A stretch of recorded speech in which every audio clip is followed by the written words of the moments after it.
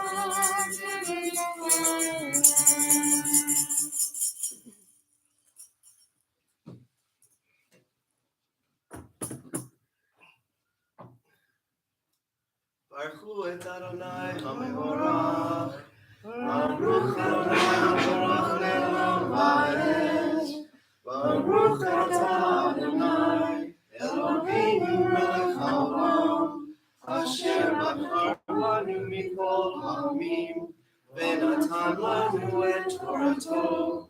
Baruch atah Adonai Notei HaTorah. Amen.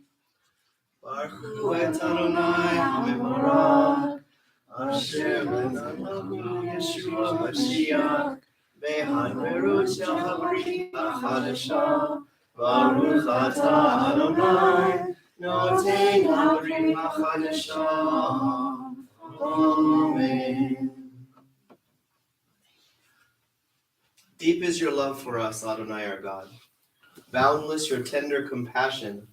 Avinu Malkeinu, you taught those who came before us life-giving laws. They trusted in you.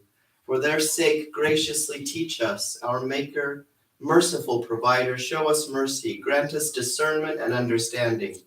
Then we will study your Torah, heed its words, teach its precepts, and follow its instruction, lovingly fulfilling all its teachings. Open our eyes to your Torah. Help our hearts cleave to your mitzvot. Unite all our thoughts to love and revere you. Then we will never be brought to shame, for we trust in your awesome holiness and will delight in your deliverance. You have called us from all peoples and tongues, constantly drawing us near to you, that we may lovingly offer you praise, proclaiming your oneness. Praised are you, Adonai, who loves his people.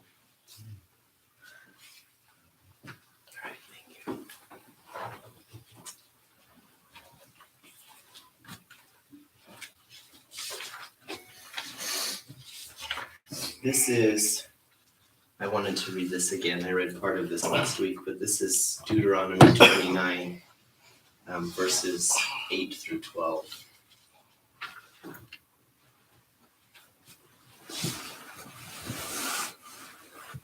ושמרתם את דברי הברית הזאת, ועשיתם אותם, למען תשכילו את כל אשר העשות. אתם ניצבים היום ולכם לפני אדוני אלוהיכם. ראשיכם, שבטיכם, זקניכם, ושוטריכם כל איש ישראל, טבחם נשיכם, וגרך אשר בקרב מחנך, מחוטאיו עצך עד שואב מימיך, לעברך בברית אדוני אלוהיכם, ובעלתו אשר אדוני אלוהיך, קוראת עמך היום, למען הקים אותך, היום לא לעם והוא, יהיה לך לאלוהים כאשר דיבר לך, וכאשר נשבע לאבותיך, לאברהם, ליצחק וליעקב. Observe therefore the words of this covenant and do them, that you may make all that you do to prosper. You are standing this day, all of you, before the Lord your God, your leaders, your tribes, your elders, and your officers, even all of Israel, your little ones, your wives, the stranger that is in the midst of your camp, from the hewer of your wood to the drawer of your water, that you should enter into the covenant of the Lord your God and into his oath, which the Lord your God makes with you this day, that he may establish you this day to himself for a people, that he may be to you a God, as he spoke to you, and as he swore to your fathers, to Abraham, to Isaac, and to Jacob.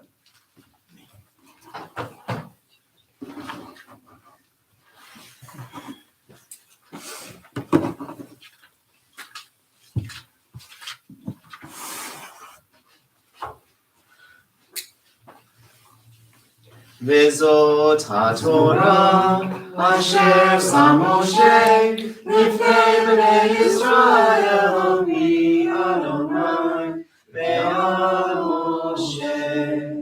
This is the Torah which Moses placed before the children of Israel, at the command of the Lord and by the hand of Moshe. And today we are witnesses to the portion that was read in the Torah.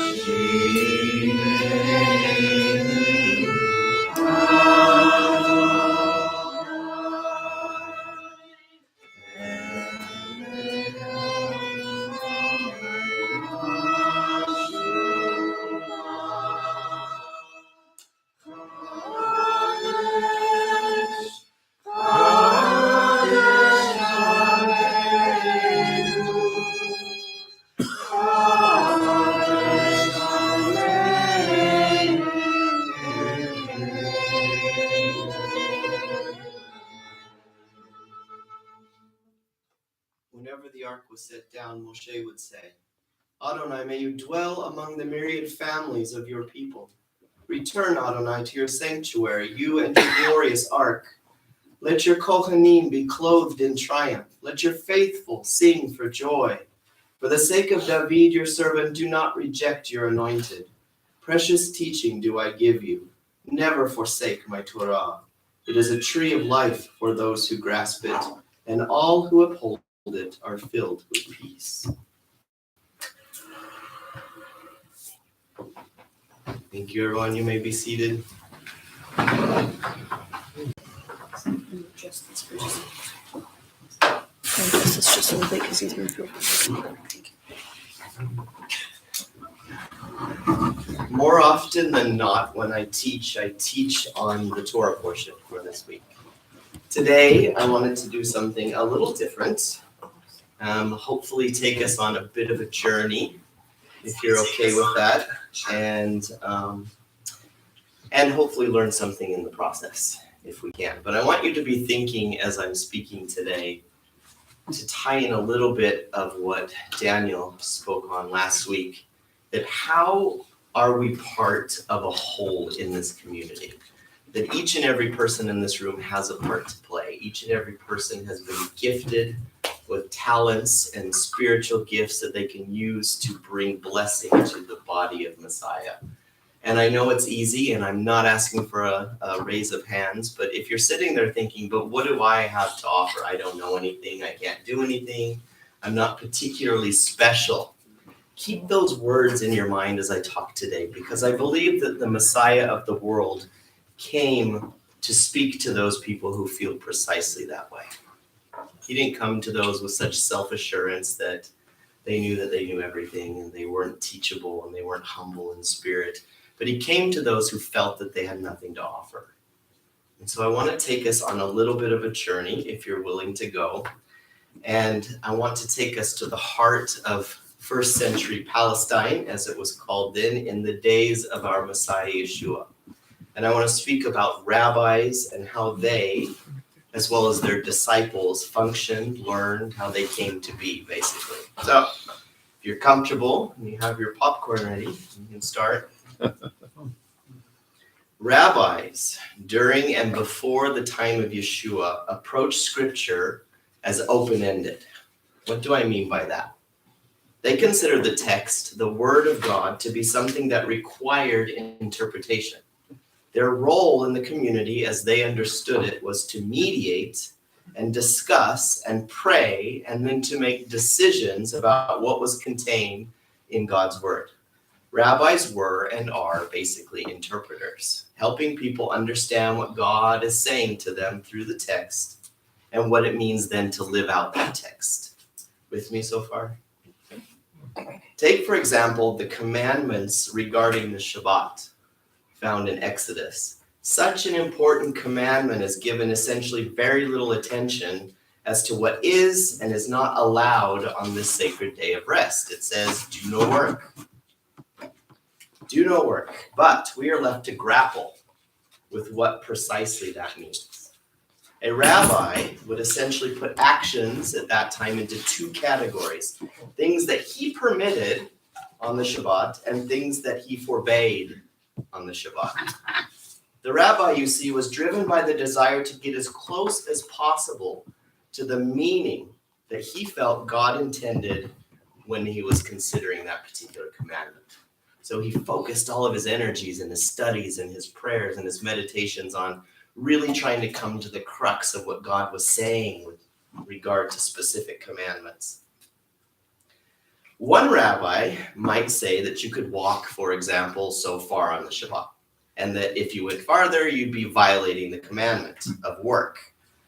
So another rabbi might permit you to walk a little bit farther than the other rabbi, but he might forbid you from doing certain other actions on Shabbat that he found was violating that commandment. So different rabbis had different sets of rules, which were really just different lists of what they forbade and what they permitted. And a rabbi's set of rules and lists, which was essentially that rabbi's interpretation of Torah, was called, are you ready for this? His yoke. When you followed a certain rabbi, you were following him because you believed that that rabbi's set of interpretations and rules were the closest to what God intended in his word. And when you followed that rabbi, you were taking up his yoke. One rabbi even said that his yoke was easy. When you view the text through a Hebraic lens, Matthew chapter 11, verses 25 to 30, takes on a whole new depth of meaning. Listen to his words carefully. I praise you, Father, Lord of heaven and of earth, that you have hidden these things from the wise and discerning and revealed them to infants. Yes, Father, for this way was pleasing to you. All things have been handed over to me by my Father.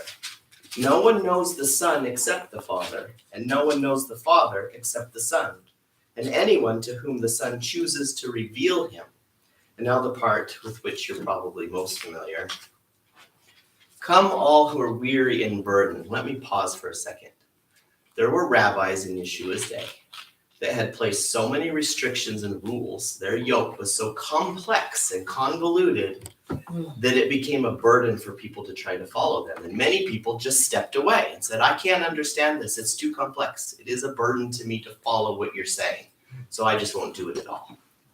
And he said, come all who are weary and burdened, and I will give you rest. Take my yoke upon you and learn from me, for I am gentle and humble in heart, and you will find rest for your souls. For my yoke is easy and my burden is light. We'll come back to that last little bit in a little while. The intent then of a rabbi having a yoke was not just to interpret the words correctly, it was to live them out. That was essential. In the Hebraic context, action was always the goal. It still is. James understood this idea of living out the text. Second chapter of James, verse 26 says, for just as the body without the spirit is dead, so also faith without works is dead. This, mind you, has nothing to do with individual salvation. It has everything to do with faith in action. It speaks to the gathering of the fruits of the Spirit, developing those talents he spoke of that we've all been given. Rabbis would spend hours and hours discussing with their students what it meant to live out a certain text or commandment. If a student offered an opinion about what a certain text meant, and the rabbi felt that that student had totally missed the point, way off the mark, the rabbi would say, you have abolished the Torah. Which meant that in that rabbi's opinion, the student was not anywhere near what God had intended in that particular portion of Torah. But if the student got it right, if the rabbi thought that the student had truly grasped God's intention with that text, he would say, you have fulfilled Torah. I see some of you smiling. Notice what Yeshua says in one of his very first messages. Do not think that I came to abolish the Torah or the prophets. I did not come to abolish, but to fulfill. That was Matthew 5:17 for those of you who are keeping track. In other words, the master was saying, I am here to put flesh and blood on these words. I'm here to make them real for you in a way that they were always intended to be real, to strip away all that other stuff and to call you back to Torah as it was intended.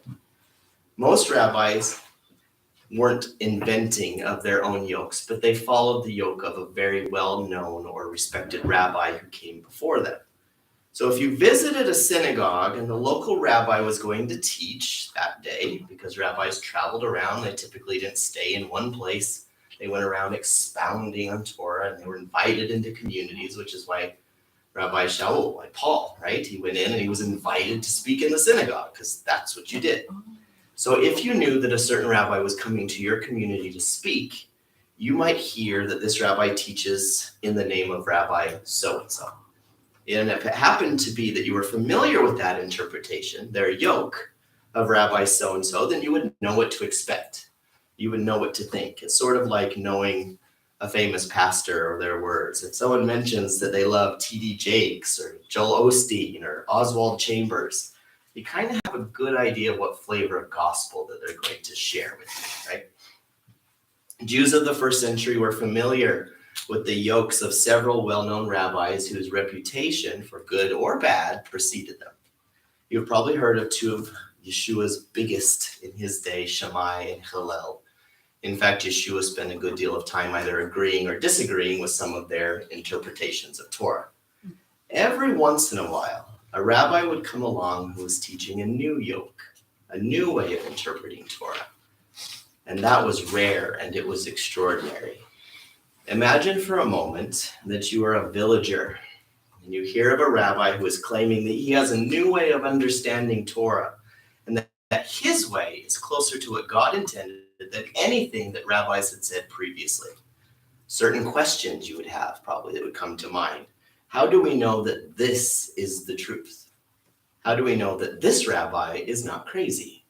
How do we know if we should take up his yoke instead of the one that we currently follow? One of the protections for the rabbi in this case was that two other people with authority, and that's the important part, would lay hands on that rabbi and vocally validate him.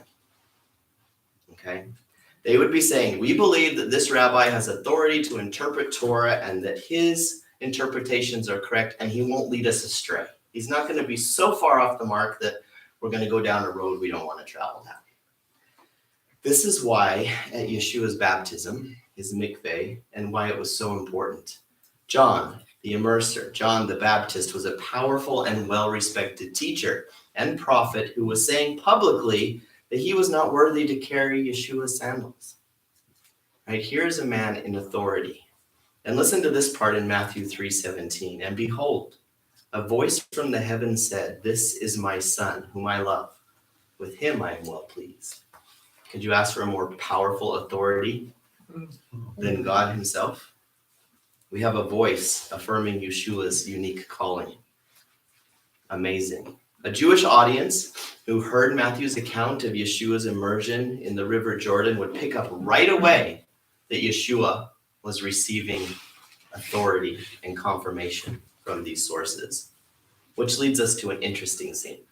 In the book of Luke, what is the one question the religious leaders keep asking Messiah? Starting in verse 20, Luke 20, starting in verse 2. And they spoke, saying to him, "Tell us by what authority you are doing these things. Or who is the one who gave you this authority?" And Yeshua's response, verse 3, Yeshua said to them, "I also will ask you a question, and you tell me, the immersion of John, was it from heaven or from men?" There he was again.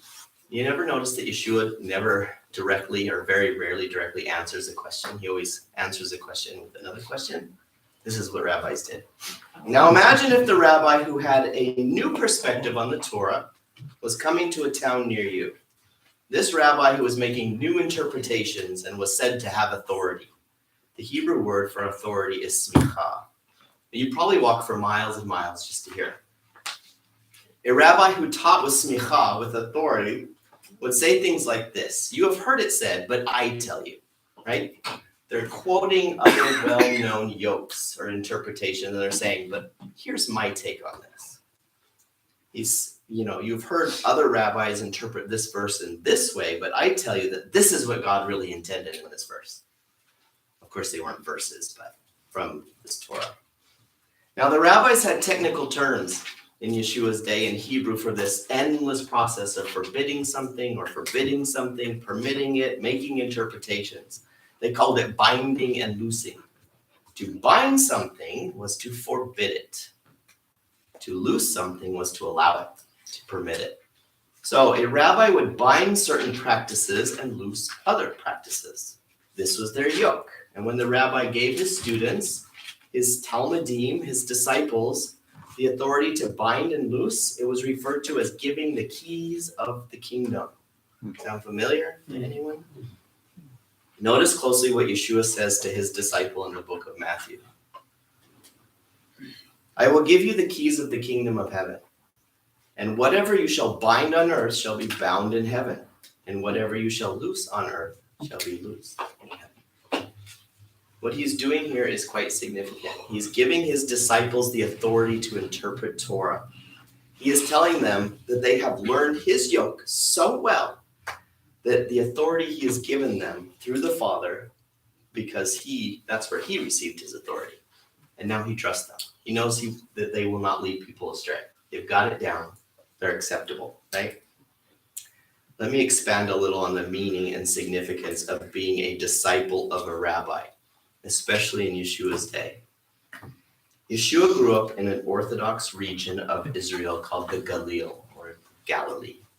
The Jewish people who lived in Galilee believed that at a specific moment in human history, the God of Israel had spoken directly with their ancestors. They told what happened soon after the people had been delivered from bondage in Egypt.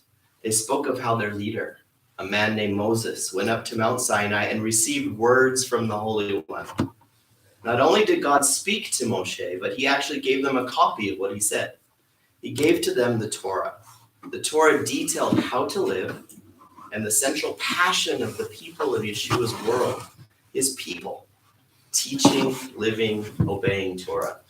There was nothing more important. The question among the rabbis then was this: at what age do you begin teaching Torah to children? Education was not seen as a luxury or even an option. Education was the key to survival, because in the Torah, you knew what to do and what not to do.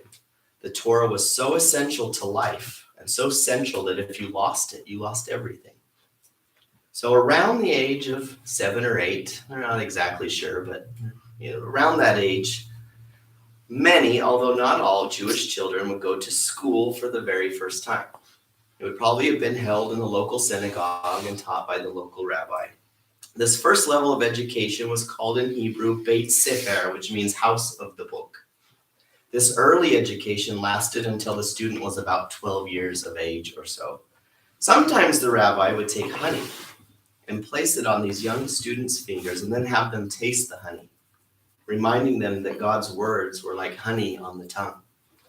You see, the rabbi wanted the students to associate the words of Torah with the most delicious, exquisite thing they could find that was imaginably possible.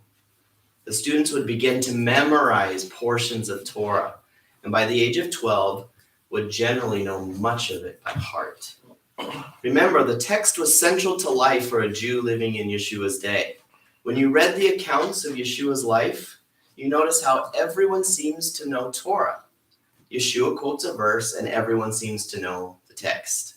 This is because from an early age, the people were taking in the words, and the words were becoming a part of who they were. The memorization was also necessary because if you lived during that time, you didn't have your own copy of Torah. The printing press wasn't invented for 1,400 more years, right? When you stayed in a hotel in Yeshua's day, the Gideons hadn't gotten there first to put the Bible in your nightstand. There was no. It's likely that your entire village could probably afford maybe one copy of the Torah, and that copy would have been kept in the synagogue, and a good chance that you'd only see it once a week on Shabbat when it was read publicly before the community.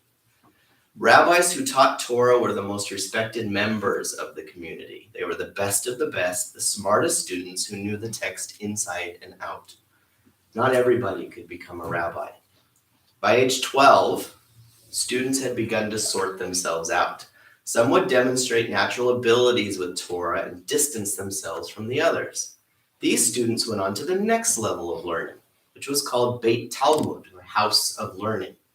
This lasted until sometime around the age of 14 or 15. Students who did not continue their education at this point would go home and learn the family trade. If your family made sandals or wine or were farmers or fishermen, then you would apprentice with your parents, your extended family, as you learned the family trade in anticipation of carrying it on someday and then passing it down to the next generation. Meanwhile, the best of the best, continuing their next phase of education, would begin to memorize large sections of the rest of the Hebrew Bible. By age 14 or 15, the top students had a significant portion of the entire Bible as it existed at that time committed to memory.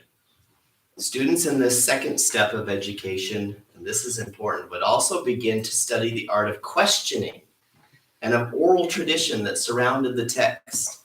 For thousands of years, brilliant minds had been discussing the words of God, wrestling with what those words meant and how it was to live them out. And then they discussed them. They developed over time into a massive tradition.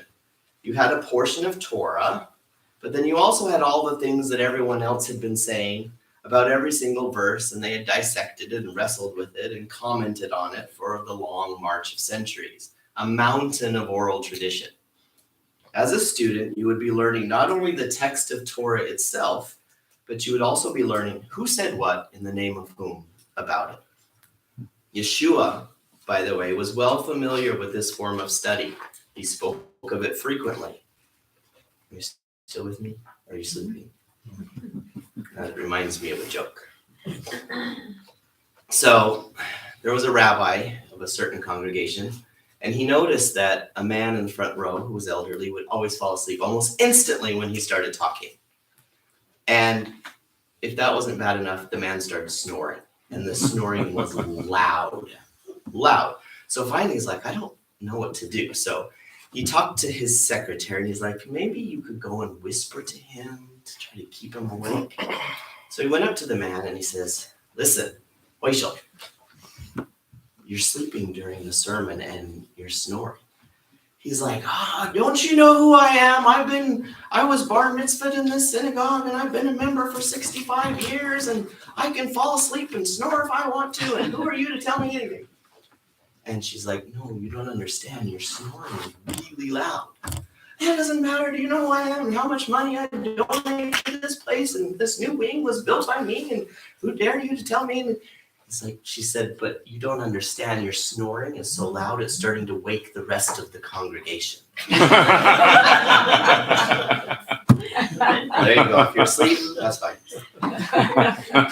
So when a rabbi asked a student a question, he would seldom give him a direct answer. Rabbis were not interested in what I call the regurgitation method of education, where students would simply repeat back to their teacher the things that they had learned. They weren't interested in this. They wanted to know if the student understood it, if he had really wrapped his mind around it, and most importantly, if he could then teach it back to the teacher in his own words. In the world of rabbinic education, the focus was on questions, which demonstrated that the student not only understood the information they'd learned, but then they could then take it a step further. By the way, when Yeshua's parents found him in the temple, how old was he? 12. Bar mitzvah age. Right. Notice what the text says here. This is from the 2nd chapter of Luke. After these days, they found him in the temple, sitting in the center of the teachers, listening to them and asking them questions. And all those hearing him were astonished at his understanding and his answers. And Yeshua later tells his disciples, remember, everything I have learned from my Father I have made known to you. Around the age then of 14 or 15, at the end of the second phase of study, only the very best of the best, the creme de la creme, I'm probably butchering the French, we're still studying. Most of the students were now back home, learning the family business, starting families of their own. Those remaining would now appeal. This was the time where they would go up to a famous rabbi in their region and appeal to him in the hopes of becoming one of his Talmidim, his disciples, his students. Talmidim is how you say students or disciples in Hebrew. We often think of a disciple as simply a student. And at its most basic level, that's exactly what it means. If you go to Israel today, that would be the term they would call students in public education.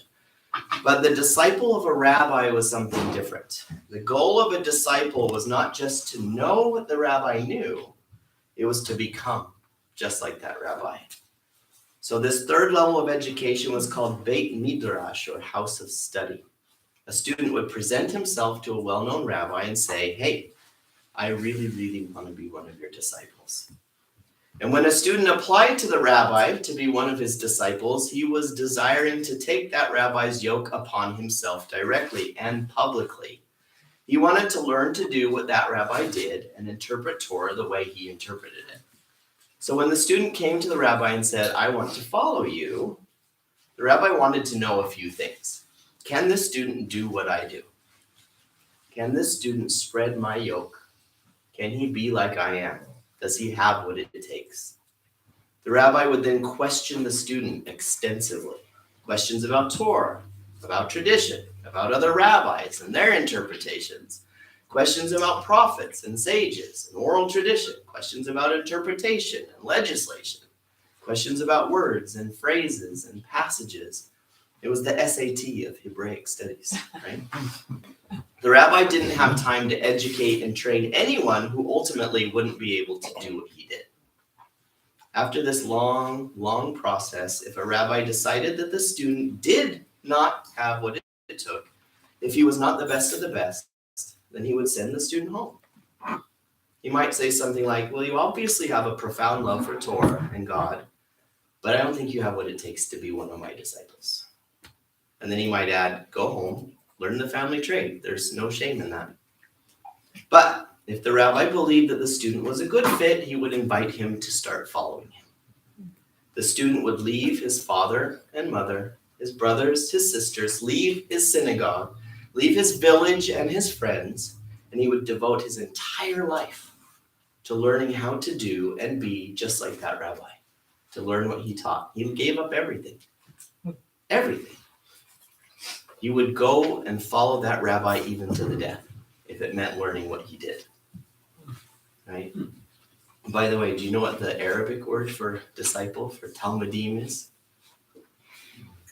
Similar. They're both Semitic languages, right? But the single form of student in Arabic is talib, and the masculine plural ending is an, on Taliban. So Taliban makes you wonder, what are they leaving all things at all costs to follow?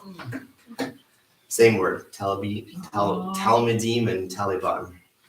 The student would leave everything, and he would follow his rabbi everywhere. He would learn to apply the oral and written traditions, the laws, to situations in life.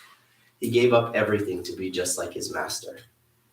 One of the earliest sages, Yosef ben Yotzer, said of disciples, "Cover yourself with the dust of your rabbi's feet." The idea of being covered in the dust of your rabbi came from something that everyone had seen. A rabbi would come to town, and right behind him would be this little group of students doing their best to keep up with the rabbi and teach the way he taught. And by the end of the day, walking in all that dirt directly behind the rabbi, they would be covered from head to toe in this dust. It covered their clothes, their hair, their skin, and this was a good thing. Ready for the really cool part? Ready to put all this together? At the age of 30, when a rabbi generally began his public teaching after he had mentored under his rabbi for long enough, training and disciples, after all those years of study, we find Yeshua walking along the Sea of Galilee. If you want, turn with me to Matthew 4:18. He saw two brothers, Simon, called Peter, and his brother Andrew. They were casting in fishermen. And why were they fishermen? Because they're not disciples of a rabbi. They were not good enough. They did not make the cut. Yeshua calls the not good enough. The story continues. At once they left their nets and they followed him. That seems a bit strange, doesn't it? Why did they just drop their nets? Why would they just quit their family trade for some rabbi they had never met? Perhaps they had heard of him, but still. And those Christian movies that are out there, they don't help. Yeshua pictured wearing a white bathrobe with a light blue beauty pageant sash. His hair is like blow dried in his eyes. He's Swedish. I don't know. Given the first century context that we've been discussing, it's clear what's going on here. Can you imagine what this must have been like to have a rabbi say to you, "Come, follow me"? To have a rabbi say, "I believe you can be like I am." Of course you would drop your net. He thinks you can be the way he is. Yeshua then comes upon James and John, who are fishing with their father, Zebedee. They are apprentices, learning the family business, which in this case also happens to be fishing. If they are still with their father, how old are they? 14, 15, 16, we don't know, somewhere around that age. They were boys. Yeshua took some boys who didn't make the cut, and he changed the course of human history. Being a disciple was terrifying and exhilarating and demanding, and they never knew what their rabbi was going to do next on purpose. One account in the book of Matthew says that Yeshua was talking to his disciples at a place called Caesarea Philippi. This is one of those details that's really easy for us to skip or overlook, but it's important. Caesarea Philippi was the world center for the goat god Pan. People would come from all over the world, the known world at that time, to worship this god. There is a cliff there that's still there today, where there's a fracture, a big crack that goes down the face of this cliff. Followers of Pan believed that it was in this spot, that crack, where spirits from the underworld would come up and roam the earth. The crack, when you translate it from the Greek, was called the gates of Hades.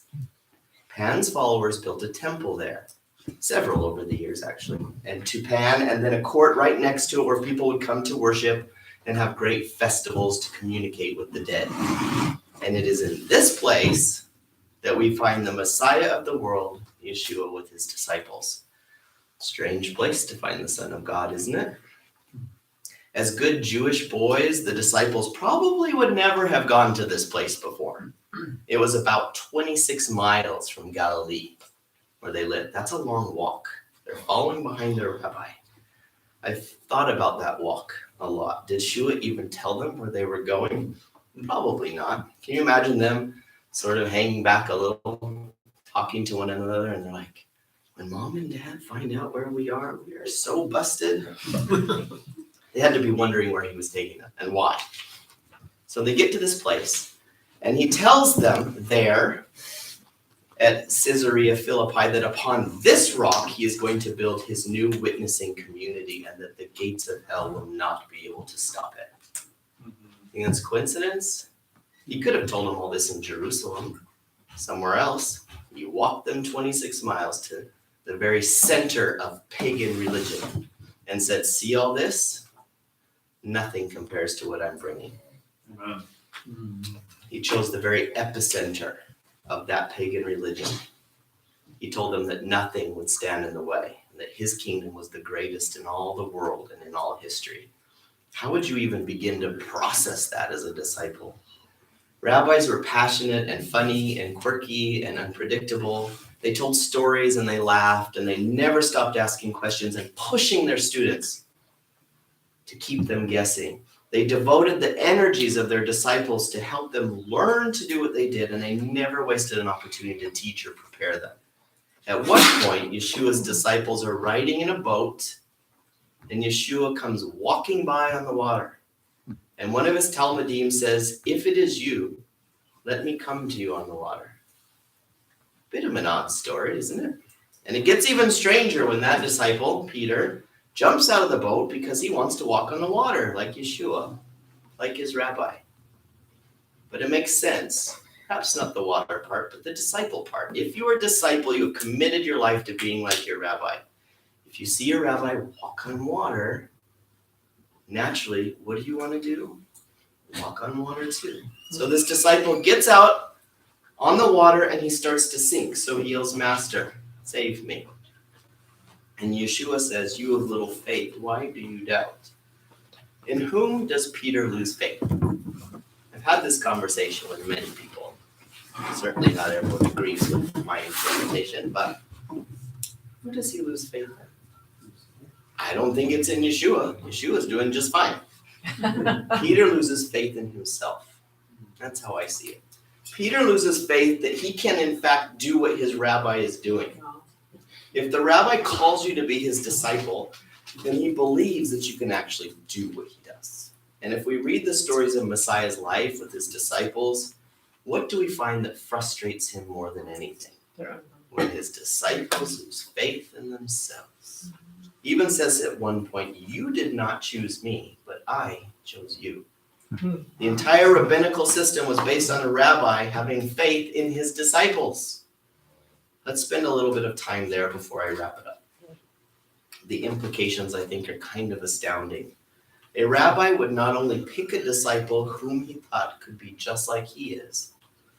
Notice how many places in the accounts of Yeshua's life he gets frustrated with them because they're incapable? No, because of how capable they are. He sees what they could be and what they could do, and when they fall short, when they doubt themselves, it provokes him to comment. It is not their failure that's the issue. It is their greatness, their potential.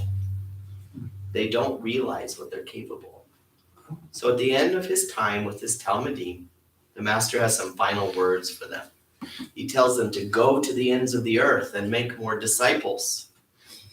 And then he leaves. He promises to send his spirit to guide them and give them power. But Yeshua himself leaves the future of the movement in their hands entirely. And he doesn't stick around to make sure they don't mess it up. He's gone. He trusts that they can actually do it. He believes in them. God has an incredibly high view of his children.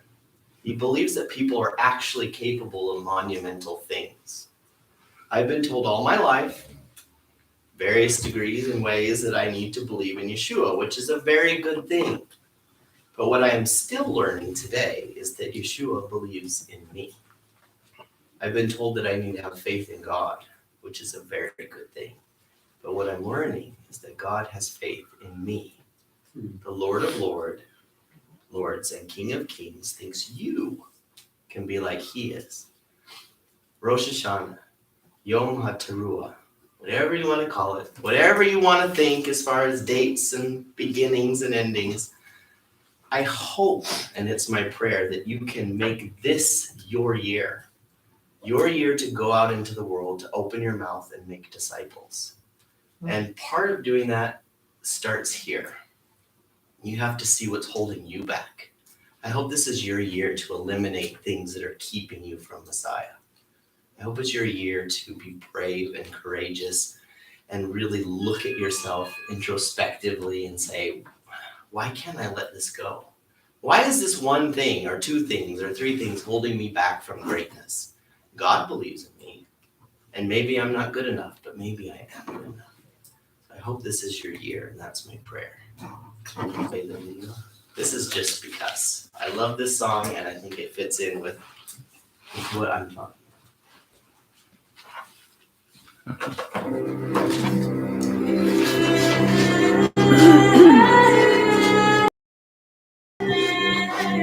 I don't know if you're familiar with them. They're both Messianic believers.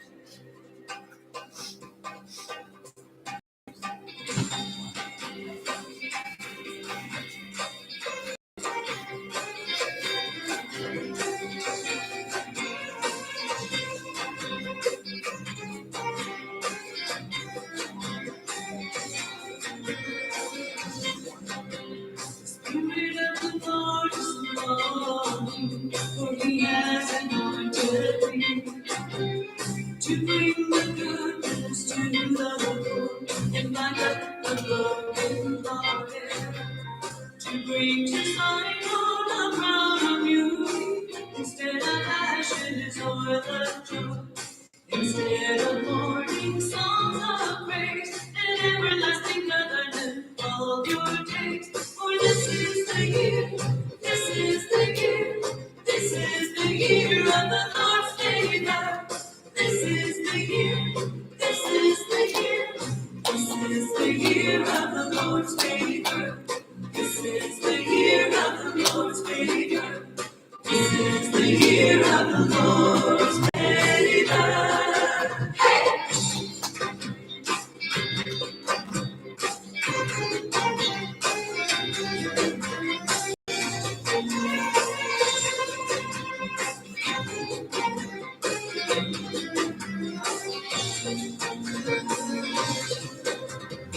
You give me all the righteous ones, will shine on you. A crown of jewels given to you is forever adorn you. Blessing and honor instead of shame, a double portion of all. Removing darkness from the light, and to the blind restore their sight. For this is the year, this is the year, this is the year of the Lord's favor. This is the year, this is the year, this is the year of the Lord's favor. This is the year of the Lord's favor. This is the year of the Lord's favor. Hey!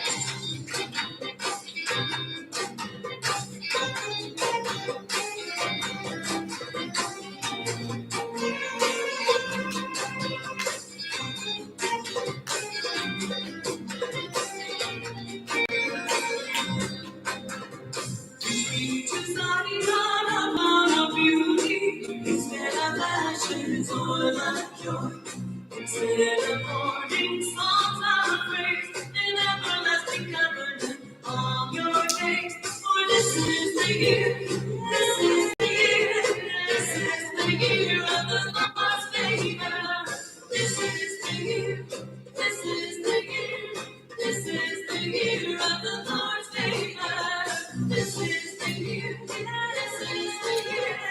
This is the year of the Lord's favor.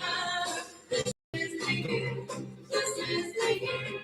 This is the year of the Lord's favor.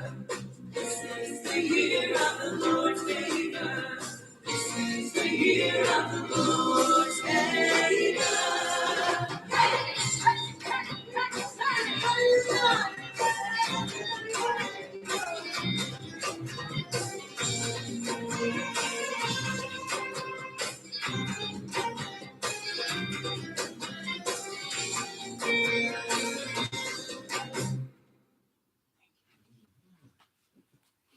Are there any questions people have, or comments, or any of that good stuff?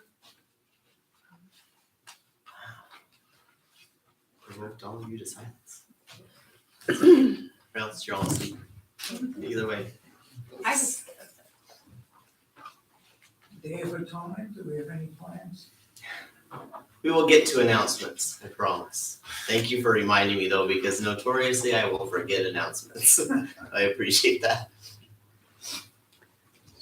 I was just gonna say, I never really pictured, when the disciples are following him, I never really pictured it that way, I guess. Like the contrast between the rabbis who choose like the together ones, the ones who have great memorization skills, the ones who, and there might have even been some politicizing, because there always is with human beings, where certain families, put in a good whatever, you know what I mean? And that they're like the together. And then there's this, it just makes sense why it's called the Ragamuffin Gospel. It's just a bunch of ragamuffins, like just fishermen, dirty, stinky, didn't make the cut. It's just how, and that there was no fear, like that Jesus never thought, what will people think of me? Will they think that I'm foolish? Will they think that because look at who I picked? Or, it just flies in the face of everything that all the other rabbis did. And that's why he's my rabbi. And the disciples did all those things that other disciples don't do. Like they eat with sinners and they violate Shabbat. All those things, right? They were still trying to figure out who would be the greatest in the kingdom. I know, they were arguing about that. They were very human. It painted a really beautiful picture of how Jesus operated and how he, like, we always hear like, God and our Messiah's got an outstretched hand to us. Like all we have to do is grab it. He believes in us and he knows that we're capable of so much that just like, Yeshua coming to the disciples as these boys, and just beyond that is that he's literally reaching out to them never making like the cut, like you said, they're always feeling, never felt good enough. And it's like that resonates with me. I never felt good enough for God's love. But, Yeshua literally came and said, follow me. And that's what he's telling us. Every single one of us. Come follow me. It wasn't just for the disciples, it's for us. Because, we were charged to make disciples all men. And that we are his family. We are. And Yeshua is still reaching out to us today without outreach time. It's like no matter how much I feel like I'm not good enough and I'm not capable of being, the best version of myself, Jesus has never doubted. Never doubted us as individuals. Thank you. It's just up to us to open that door, right? I remember teaching a group of, they must have been 7 or 8. I showed them that picture of Yeshua standing at that door. There's no doorknob, right? And I was asking, why do you think, how is Yeshua going to get in? Kind of this idea of prompting them, well, we have to open the door for him, right? And one little boy raised his hand, he's like, he's going to kick the door down. Maybe. Hopefully not. Yes. So when you talked about Yeshua walking on the water, that's where Peter got off. He wanted to see him. And the moment he looked down, everything went black and dark because Peter was afraid. And then he started going down to the water, and Yeshua grabbed his hand, said, oh, you have little faith. Compared like with myself, when I was there at dark night with the flashlight. Long drive. It was really bad. I see a light over there, far away. And the light went out. And it was dark. And I'm like, and I'm deaf. And it's dark. It's silent anyway. It's hard to see where I'm going. It was really dark. And I felt like that's what Peter must have felt like. I'm lost. No faith. So I'm like, wait, hold on. Stay in faith. Go in faith. Stand on the rock. I don't know what to do next. I just go one step at a time. I couldn't see a pothole. There was a pothole. And I stepped into a pothole and fell. It was really hard to be able to see because it was so dark. That's like Peter. Peter looked down, he got scared. So that's how I felt when that happened. I think he wanted to do his very best to leave them with no doubt, as much as possible in their ability. I mean, if he could trust that they will follow what he said and do what he does, when he says, you will do greater things than these. How will they do greater things if they don't believe in themselves? But he was expecting the gift of the Holy Spirit. And he had the experience to know the difference that can make for a person. So it's interesting because we're going into the Day of Atonement. It starts off with the reflection, but then it ends in the year begins. It's the year of release, or we have the 49th, 50th year, the year of Jubilee. And it's interesting in Luke 4, Jesus says, my ministry is the acceptable year of the Lord, which is a Hebrew idiom for the year of Jubilee. So basically, what they experienced for 3.5 years is, this is what the year of Jubilee is like in the flesh of the Spirit working together. So this whole contrast, what they can enter into, he had showed them. I like that. And that's our issue too.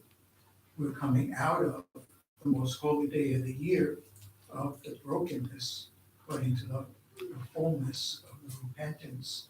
And what does it mean to receive? All our property is returned to us. All our debts are forgiven. All of our house is restored. All our land is restored. It's as if we're born again. It's so there's this idea, right, of crossing over from one thing to something else. And I think the history of God's people have been led to that belief and that understanding. Even the word for Hebrew, both the people and the language in Hebrew, is ivrit, and in its basic meaning, it means to cross over. So God's people are the people who cross over.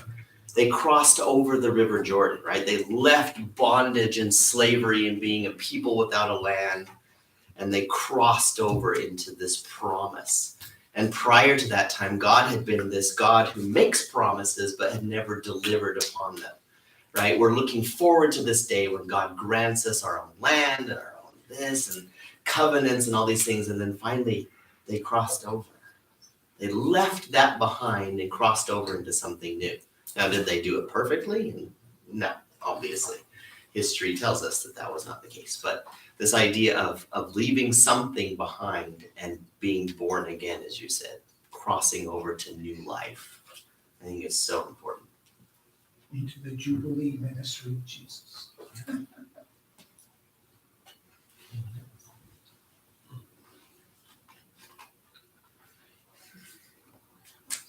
you want to be the reader extraordinaire today? It's the calling that I have to do. For as long as we have you? Yes. I can always text it to you. Oh, this is true. Well, you don't want to text my flip phone. That might take over. This actually kind of worked out with your sermon there, especially with how you're always being asked a question. Never gonna straight out tell you it's a question. So this word actually kind of fits. He says, I'm coming to you that you will see my presence in your life. I've been listening and waiting for you to begin to hear my voice and spending the time with me. I want you to see my light working through you. Will you open your eyes to what I'm doing for you? Will you listen to my voice when you seek me each day, as I'm always with you? I'm always waiting to hear from you. Don't let yourselves be deceived by the voices of this world as they lie to you about me. And this is the trials you will be going through. But my voice is very clear and precise. My voice is one of comfort and love. For you to look to me in everything you are faced with, be of good cheer, for I am with you. Do we have any prayer requests out there? Or praise report? Yes. I'd like prayers for my boss. She's going into the hospital Monday. And she's having surgery, so.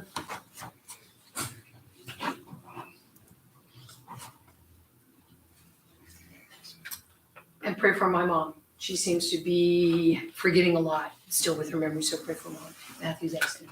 And also pray for my shoulder because it's different than the shoulders.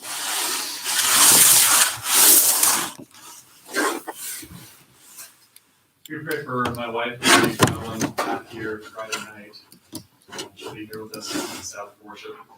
And then Colin is also traveling back to Japan end of the week as well, so let's pray for both of them.